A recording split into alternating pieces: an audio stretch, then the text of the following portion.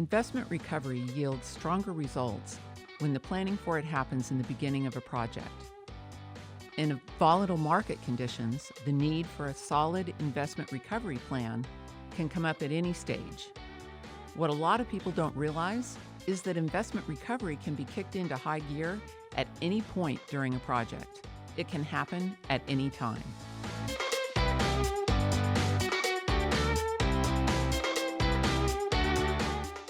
You're listening to I Need This Gone Tomorrow, a podcast by Material Management Resources.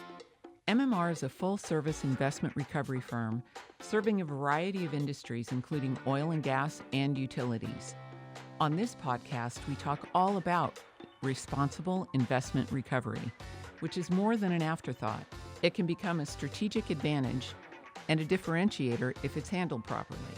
This podcast is about how you and your company can leverage investment recovery in your projects. My guests today are Kevin Graham and Carlton Jones. Welcome and thank you guys for being here. Thanks, Candice. Thanks for joining us. Thank you, Candice. Today, we're talking about the life cycle of assets. Stated another way, it's never too late to liquidate. Whether it's in utilities or in oil and gas, no matter if it's production, turnarounds, or site closures, investment recovery has benefits at any stage of a project. So Carlton, in a perfect world, clients bring you in early on the very front end of a project so you can help them proactively plan investment recovery. What's your approach at the very beginning of a project? And one thing I like to highlight with MMR is our systems.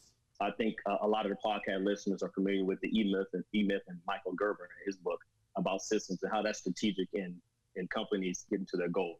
And that's what we provide here at MMR. We like our clients to reach their goals. And the systems we have put in place are strategic and independently for that particular client. And we start off with, following their GOAGs or their controls and getting things approved. We ask for inventories. We work with them as a partner and trying to meet their investment recovery goals. And tell me a little bit about how you work with a client throughout a project. So the client contacts you, then you do some inventorying. Tell me what's next and kind of how the flow of the project goes after that. It starts with the planning. When we have a good relationship, it starts with the plan and identifying what needs to be removed. And once we get initiated, MMR assists. I mean, we don't do all the work. We assist our clients in reaching their goals and adding value to the disposition assets that they have identified. Okay. And what do companies who make the most of investment recovery do well and do often? And one thing we also hear, and Kevin's an accountant, but we track statistics. It's data. It's data. And me and Kevin did a meeting a couple of months ago. We provided the site that over the last 3 years, their surplus value has increased versus their recycling. So that's a real simple number that we can provide to our clients, something that they can hand over to their bosses and the bosses' bosses about how to add value. And that's something that I think they can take on with them wherever they go. Okay. And throughout the project, Kevin, do you have anything to add about how a certain company might make the most of investment recovery? Identify the assets early. Or get us in to assist them in identifying early. Okay. So that stuff can be placed on a pallet out of the way instead of piled up and end up in a scrap bin. And we can go in early and actually tag things and mark them so that as something's coming apart in a turnaround or in a demolition, they already know what the high-value items are and what to do with them. And they can sort them properly Yes, and keep them organized. And it sounds like you guys help them throughout. So what's the length of a project like that if you get in early? Is there a typical length or not? Well, it depends on the size. Some of the maintenance projects that we see at the refinery or some of the upstream are less than a week. Mm-hmm. Some of the turnarounds are months. Some of the demo projects can go 18 months to 2 years. Okay. And during the course of a project, it sounds like investment recovery can happen at any time. Well, yes, ma'am. The thing we do there helps with housekeeping and things of that nature, so that as something is identified as surplus to the project, we go ahead and get it out of the way and sold, rather than waiting till 18 months after the whole demo and then try to sell something, or trying to go in and pull the stuff out immediately, where you want to time it in the project so that it goes with the flow of the project, Right. and it gets out of the way and sold without creating additional cost by trying to pull it out early. Okay. And And so, one example we talked, I was going to bring up was, well, you're in the middle of a project, and they had a drum full of material, residual material, I guess, and it actually had value. So it was something that wasn't planned out, that wasn't identified early on, and we'll be able to step in and add value to an item that was not on our list, or not designed initially to be dispositioned. okay, so it changes and adjusts throughout the project, and you guys are able to Right. help with that. Okay. So, Carlton, you say all the time that investment recovery can happen at any stage of the project. Can you give us an example of a time when you stepped in the middle of it? You know what I mean, in Yeah. the middle of the project. Yeah. Well, I thought you were going to talk about dancing there for a second. Stan. We don't practice dancing much, but there was an example that I mentioned a little earlier.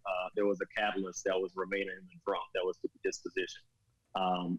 They had assumed that the drum was empty, and come to find out, we had quite a bit of material in it. The catalyst actually had value after MMR was involved. So as you can see, in the middle of a project, you got cranes in the air, you got boots on the ground, and guys going to and fro, and you have to stop. Sometimes that's where investment recovery can get involved. The item was identified, we were able to find a buyer, and successfully keep the project moving. At what step of the project is the most surplus typically generated? It's in the planning stage. It's right in the beginning. When Unit A has been identified to be dispositioned, contact MMR. We want to be there. We want to be there with the demo company. We want to be there with the engineers. We want to be there, and we can assist in identifying those items and get the process started early. So I think in the planning phase, you're talking about a project's life cycle, the planning phase is probably the most important. And we can work with our clients to meet those goals. Okay. Kevin, does that differ between oil and gas and utilities, just because the nature of the two might be a little bit different? Not really. I mean, they're either construction projects or demolition projects, and that's really where you see more of the difference. In a construction project, you're seeing the surplus at the end after everything's finished and they've got everything working in commission. You might have valves left over, you'll have leftover piping. That, utilities, oil companies are all going to see things of that nature. Same thing on a demolition, that it's identified ahead of time what's coming out that we actually want to capture and sell as a valve or a motor or a pump, as opposed to taking a hydraulic shear and cutting them up and putting it in a scrap bin. So, Carlton, what are the variables that impact the focus of a project? And what I mean by that is when the focus of a project really needs to shift to investment recovery. I think time. Time is a really big factor. We're all on the clock. When we get up in the morning, we're on the clock. So I think time is one of the biggest factors. And having MMR assist with the investment recovery, we can assist meeting those time goals. It doesn't need to be out in a week. I think Kevin mentioned the project being out in a week. It doesn't be out in 1 year. The time is one of the biggest variables, I think, that goes into the investment recovery process. Okay. And let's dig into that a little bit. Do you help clients manage the timing of it? Do you help them look at the scope of the project and then give them touch points of what should be done and when to order it? Or Well, Yes. I wouldn't say that we direct the client.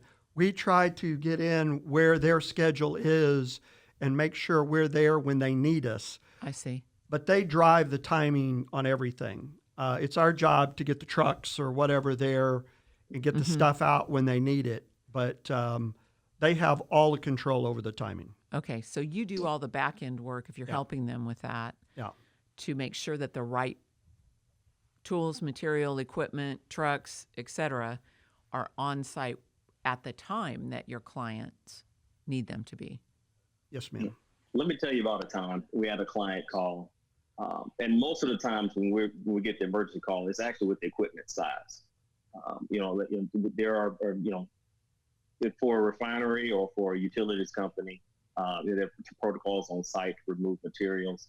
And a lot of the guys may not be familiar with those. And that's where MMR becomes a resource, similar to like lead paint. I mean, not a lot of people know that lead paint can be shipped. It can be handled by a recycling company. You don't have to cut it up in little bit of pieces or have remediated on site. You can have that transported off. So I think a lot of times we as a resource, we're able to help clients in that way, but also in the size and scope without having to call a demo company. If we have a buyer or said third party who can receive that material as is, you can save a lot of time, a lot of safety sheets, a lot of processes, and the buying process through MMR versus the demo process on site. So we've helped clients in both ways. So you're able to find people that can move something that's huge off site quickly. You're Correct. able to find you know the rules as it relates to what can be shipped or taken out of the location. I would imagine in various areas of the country, you're familiar with the different regulations that govern various areas of the country and across the street. Had scenarios where we've moved equipment to the company across the street for a sale to help the site out on a bind. And you got to get creative, and that's kind of part of the experience here. What we're doing. So across the street and internationally, yes. Kevin, there are two recurring themes I'd like to explore in the context of it's never too late to liquidate. The first is inventory evaluation. Can you talk a little bit about that? Well, a lot of times, either at the end of a project or just from storing material in a warehouse, the thought is we might need that someday. And it'll be sitting there on the shelf, and they'll do something called a dormant and overstock review. And they'll go through and look at the line items on the computer and how often it's moved, how long has it been since it's been moved, how many are we using a year. Typically on those, we're seeing items after it's gone 5 years without a single move in that line item. No receipts, no issues, no purchases. And at 5 years, they're saying, okay, we probably don't need this. But some of the parts, it makes sense to hold on to. Mm-hmm. If it's a critical spare for, a piece of equipment. I mean, think of your car. If you wanted to hold the spare alternator because they no longer make that car, and you've got an antique car that you really like, you might hold on to those parts. If you've got a Chevy that's 3 years old, you probably don't want to stock those parts and let them sit there and deteriorate, because then the engineer, he needs it in 2 years. He's going to look at the one on the shelf and go, I don't think so. Get me a new one. And so there's a lot of analysis done and a lot of things about, having the right part in the right place at the right time.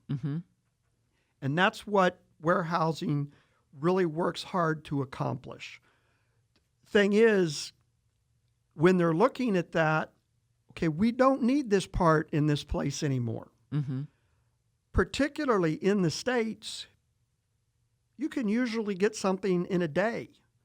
And it's probably going to take you that long to take the piece of equipment, shut it down to have the new part ready anyway. You don't need to carry it in stock for 5 years in case something happens. Now, if you're in Africa or Papua New Guinea or someplace that it's going to take a while. It makes more sense to keep the stock around of stuff that you might need. But even there, if it's spare parts for a piece of equipment that you're no longer operating, so if we're selling, say, a GE Frame 5 compressor, and when they pull that out and they're going to a Frame 7, we'll get rid of all your Frame 5 parts Right. at the same time, Mm-hmm. rather than keeping them on their shelf for another 5 years to determine, I don't guess we're going to use that. So when you go in and do an inventory evaluation for a client, you help them think that through? I wish. Usually this is analysis they're doing, and after it hits their list is when we'll get the approval to sell it. I see. And we'll have the conversations and explain to them how this works, but the decision whether or not they're going to sell it is with the business line entirely. Mm-hmm. So the company's procurement doesn't get to make that decision. We certainly don't get to make that decision. But we can help educate them on, thinking this stuff through and not carrying all of this extra inventory that realistically they're never going to use. Right. And because of your network of buyers, you also know if that happens to be in demand someplace, I would imagine. Well, yeah, and it's worth a whole lot more when it's 6 months old than when it's 6 years or 12 years old. Yes, absolutely. So Carlton, let me ask you, as it relates to it's never too late to liquidate, can you clue us in on how that relates to surplus identification? A lot of times we encounter, and a lot of the groups who work on our procurement and warehouse, we encounter where they have some material that's been there for a long time. I've been on site with the manager and an employee, and we're walking around identifying assets for possible surplus. And he's asked his employee, how long has that been here? Oh, it's been here for 20 years. Okay, it's got to go. Well, how long has this item been here? Oh, okay, 30 years. We're just keeping it as a spare. Okay, I think it's got to go. A lot of times we don't have a problem helping people get rid of stuff. But the correct term is investment recovery. We don't have a problem dispositioning items. So in pertains to the question, we help identify assets that may have been on the books for a long time and just kind of got lost somewhere in the weeds or in the paperwork. And we can help find a home for them. And opens up space in the warehouse. You don't have to count it on the audit again. You know how that goes. I mean, the audit's coming next month. I love to have those 12 motors out of here, so I'm going to count them again. So we can help in those avenues as well. Very cool. Kevin, let's explore investment recovery in utilities. While the principles of investment recovery are similar to oil and gas, what are some of the differences? There's a lot more, really. Utilities, everybody has got water to their house. Everybody's got sewer to their house. Right. Everybody's got electricity. Mm-hmm. So where you've got pockets of oil and gas around the country, you've got utilities everywhere. Mm-hmm. The equipment they're using is generally a lot lower pressure. Mm-hmm. So pressure on a natural gas pipeline, over 1,000 pounds per square inch. Mm-hmm. The pressure on your water coming into your house, less than 100. So it's a lot lower grade of material because it doesn't have to handle the same load. You do have more rust with utilities because water rusts stuff and oil doesn't. Right. Now, some of the stuff in the oil can be very corrosive, especially out in the production field. Mm-hmm. But it's really very similar. It just utilities is all over the country. Okay. And so specifically, are environmental regulations different for utilities in any way than oil and gas? Well, the environmental, everybody's under the same rule book for environmental. Mm-hmm. And it just depends on what type of material you're handling. When you're handling water, you've got sanitary reasons. It's got to be quality drinking water, and you're not worrying about drinking the oil. But if you spill a little bit of the water or you have a little leak and, it goes in the street, Some big leaks can create a problem if it's water, but it's not usually an environmental issue like if you have an oil or gas pipeline rupture and you're not worrying about it catching on fire and other things like that. So but anything you look at, you've got to look at the specific item and what are the regulations that we've got to deal with, and then what state you're in. Some of the states have adopted EPA's full rules, and other states are more stringent, or they haven't adopted some of the exceptions. And you really have to know what you're doing in the state you're operating. Okay. And so that's something that MMR is familiar with and can help a client with?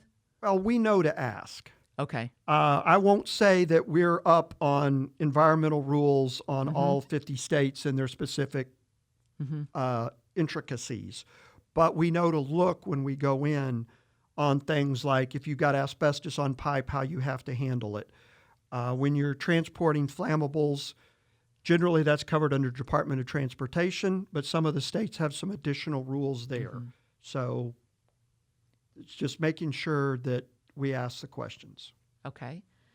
What about company controls? Differences between oil and gas and utilities? Not really so much.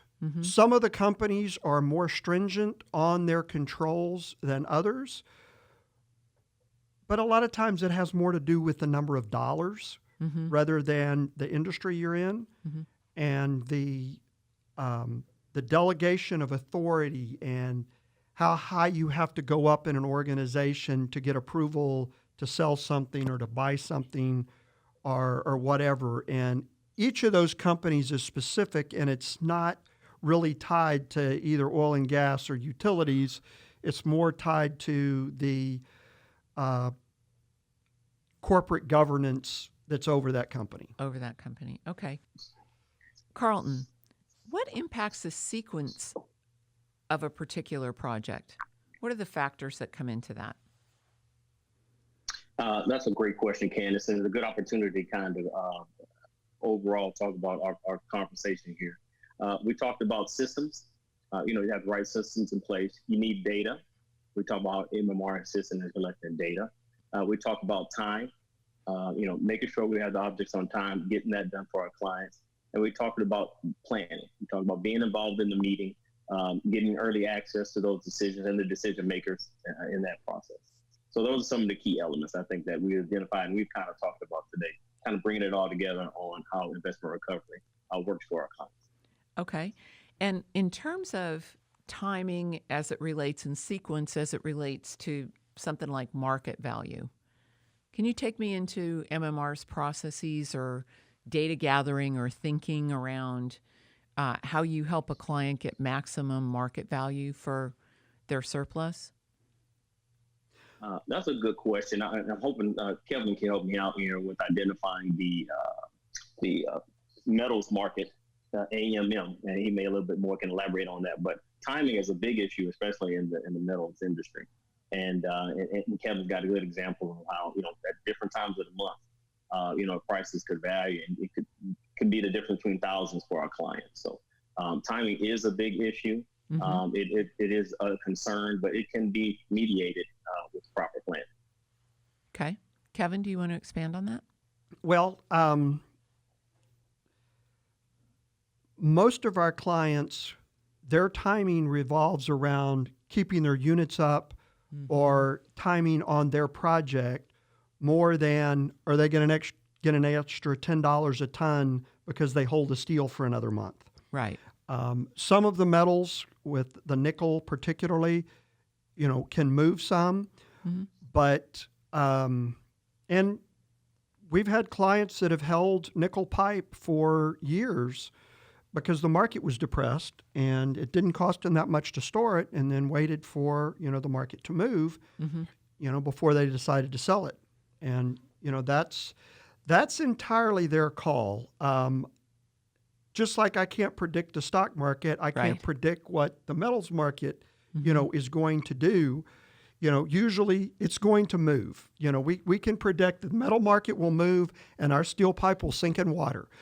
But other than that, it's usually the client's timing on when they need it gone and whether they can afford and have room to store it, more so than, we're going to hold this to wait on the market. Okay.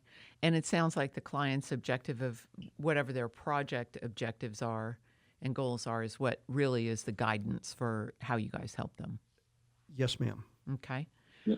And Candice, and normally if I get a question from a client about when to do it, this is a phrase from my football guys, Chris Carter. Right now is the right time.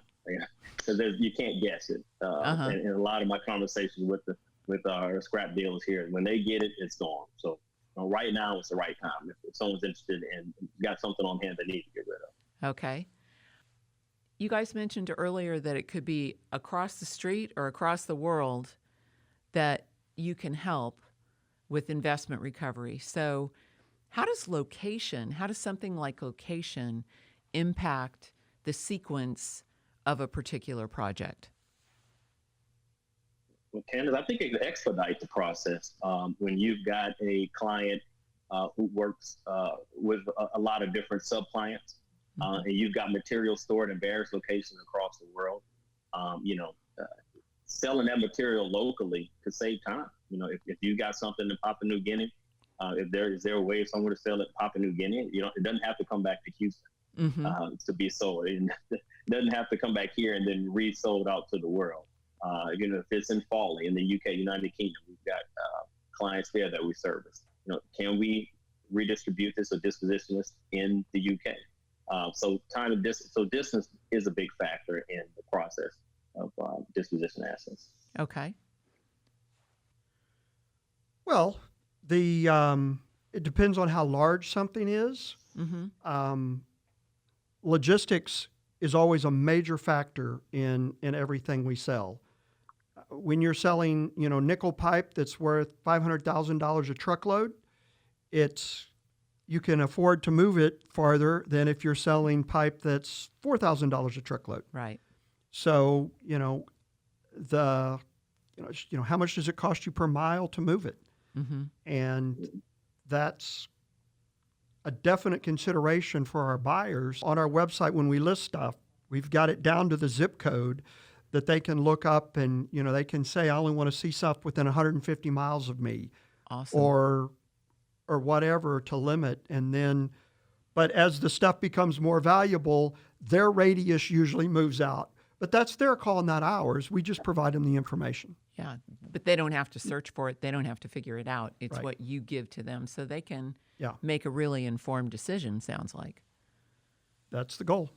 What do your most experienced project managers notice that makes them realize they might need your expertise, an investment recovery expert, to help them with their project? What is it that triggers them to say, oh, I need to call MR right now? Well, a lot of times it's history, and that when they were a planner, they worked with us. When they were, doing a previous job, or that they've been, mentored into, make sure you look at these. These are the guys you want to call to come help out and get rid of this stuff in a timely fashion and bring us money back to our project, back to the cost center, and don't let it pile up and then leave it for somebody else to worry about later. Kevin's got a great term for this, and I usually don't like to threaten our clients, but it's called audit jail. A lot of times I get calls from our clients about, I got something, I don't know what to do, I don't know how to get out, and I talk to them, let's do it the right way, and let's, I want you to go home and sleep good tonight. Contact MMR. Let's walk you through the right process on how to get, because some guys, they find, I brought up nickel, they find brass tubes just sitting, in the warehouse, stainless just sitting on the shelf, and, it looks shiny, it looks new, and they get nervous, and I say, contact MMR, and we can help walk you through. Well, and let me qualify that. We have never called the auditors. We've been taking calls from the auditors when the auditors have found this stuff, but we're not calling the auditors and turning anybody in. No. Absolutely not. So, Carlton, given the current market conditions and kind of volatility that's present these days, what new things do your project managers that you work with need to consider? Right now is the right time because we're getting calls. Getting new items have been delayed. The press back factories are closed down, and and guys their lead times are getting longer and longer. It used to be 4 weeks, now it's 8 weeks. 8 weeks with a question mark. It's you don't know when you get it. And if you've got valves sitting out there, if you got pipe, if you got something out there that has value, I think right now is the right time to contact us to get those items dispositioned because somebody's looking for that and to cut their lead time, and that goes hand in hand in what our process does. So, let's summarize what we've talked about today. First, you can't time the market, and the goods are going to deteriorate. I've heard Kevin say, we're not stuck in fine wine here. It doesn't improve with age, right? I've heard you say that you'll work with a timeline if you know what it is, considering investment recovery when formulating a project plan is really the way to go. Always helps to know what's happening when. Lastly, systems and data, data and systems. Let MMR help you get the right systems in place to be able to meet your controls and to help you stay out of audit jail. Did I get everything? Is that it? That's a wrap for today, Candice. Great job. We want to thank our guests, Kevin Graham and Carlton Jones, for sharing their time and expertise with us today. Thanks, you guys. It was a pleasure. Carlton, thanks for joining us from afar. Thank you. Thank you, Candice. Thanks, you bet. Candice. To learn more about material management resources and how we can help you responsibly handle surplus materials, visit us online at materialmg.com.